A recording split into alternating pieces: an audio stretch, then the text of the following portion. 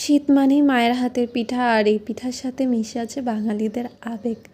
আজকে আপনাদের সাথে আমি শেয়ার করতে চাচ্ছি তেমনই বাংলার একটি পিঠা যেটা সবারই পছন্দ, সেটা হচ্ছে হাতে কাটা সেমাই বা চুই পিঠা বা চষি পিঠা। অঞ্চলভেদে নাম ভিন্ন হলেও খেতে কিন্তু একই রকম। রুটি বানানোর জন্য যেভাবে আমরা কাই করে থাকি সেভাবে আমরা প্রথমে কাই করে নিলাম, এরপর ভালো করে মথে নিয়ে একটা একটা করে হাতে এভাবে সেমাইগুলো কেটে নিচ্ছি। আপনারা বিভিন্নভাবে করতে পারেন, কিন্তু এটা আমার জন্য কমফোর্টেবল। দেখুন কতটা সুন্দর হচ্ছে। এই পিঠাটা বানাতে যেমন সহজ, খেতেও তেমন দারুণ। এইদিকে আমি সবগুলো পিঠা তৈরি করে নিলাম একটা একটা করে হাতে। অন্যদিকে আমার মা এদিকে নারিকেলটা কুড়ে নিচ্ছে ভালো করে।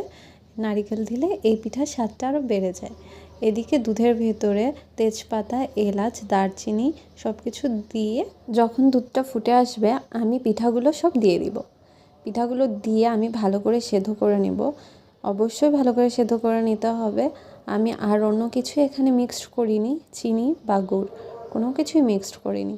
আমার পিঠাটা যখন এরকম সেদ্ধ হয়ে আসবে, ঘন হয়ে আসবে, তখন আমি এতে দিয়ে দিব গুড়।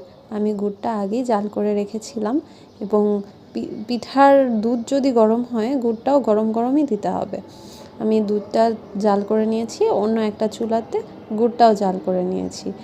এবার সবগুলো একসাথে মিলিয়ে দিলাম, আর লাস্টে দিয়ে দিলাম নারিকেল। লাস্টে নারিকেলটা দিয়ে দিলে স্বাদ এবং গন্ধটা খুব সুন্দর আসে। এই তো ব্যাস হয়ে গেল। দেখেছেন কত সহজেই আমরা তৈরি করে নিতে পারি এই মজাদার সেমাই পিঠাটা। এই হলো আমার সেমাই পিঠার ফাইনাল লুক।